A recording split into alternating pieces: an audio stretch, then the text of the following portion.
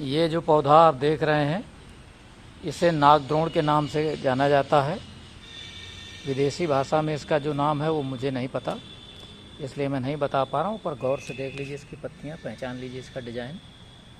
इसे भारत में नागद्रोण कहा जाता है और पहली बार इसका ये नाम मैंने बाबा रामदेव के मुँह से सुना था।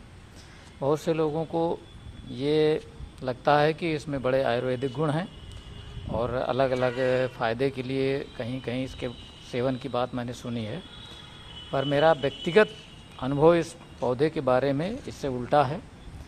मुझे ये खतरनाक पौधा लगता है। इसमें एलर्जिक लक्षण हैं और कुछ विषैले लक्षण हैं।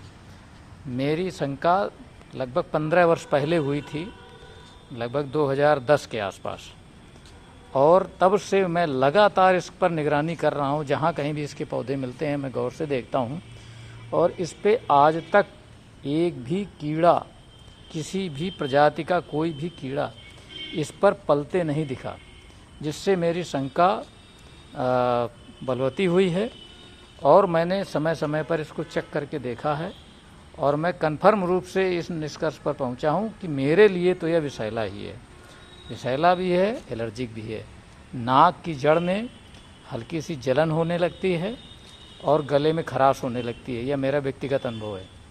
और जिन भी फ़ायदों के लिए बताया गया, हो सकता है ये फ़ायदे इसमें होते हों, पर अगर वही फ़ायदे किसी दूसरी वनस्पति से हो सकते हैं जिसके बारे में हमको ये विश्वास है, हम जानते हैं कि उसमें ये खतरा नहीं है, उसके विषैले होने या एलर्जिक होने का खतरा नहीं है, तो क्यों ना हम उसको इस्तेमाल करें।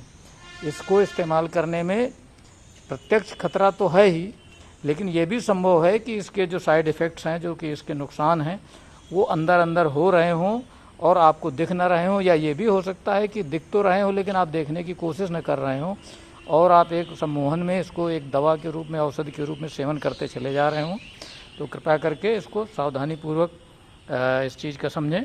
और मैं एक बात और बताना चाहता हूं कि देखने में ऐसा लग रहा होगा कि ये दो वैरायटी हैं, एक हरी सफ़ेद पत्ती और एक हरी पत्ती। वास्तव में ऐसा नहीं है। जब पोषण की कमी हो जाती है इन पौधों को तो इनकी पत्तियां हरी सफ़ेद हो जाती हैं, और जब पोषण पर्याप्त मिलने लगता है तो ये हरी होने लगती हैं।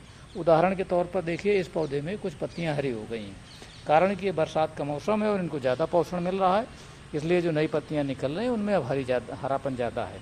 इसके अलावा ये पौधा देखिए, इसमें तो सब हरी सफ़ेद बहुत कम बचा है, ज़्यादातर हरी ही हो गई हैं।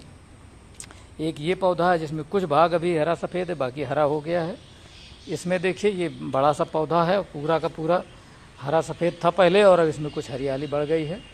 तो ये एक चीज़ मैं और जानकारी में डालना चाहता हूँ कि ये दो वैरायटी नहीं है, एक ही वैरायटी है। पोषण की कमी से ये हरा सफ़ेद हो जाता है।